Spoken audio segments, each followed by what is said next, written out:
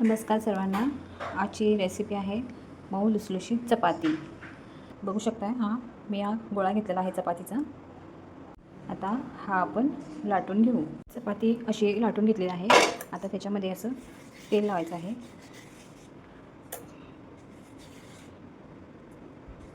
पूर्णपणे आणि अशी फोल्ड करायची आहे.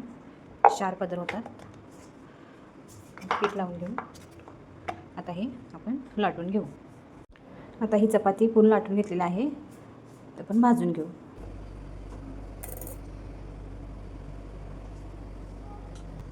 आता आपण तेल लावून घेऊ.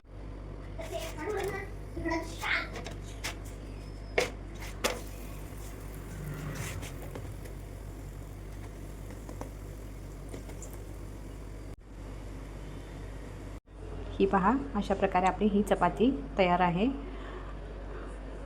रेसिपी आवडल्यास लाईक करा, शेअर करा आणि सबस्क्राईब करा.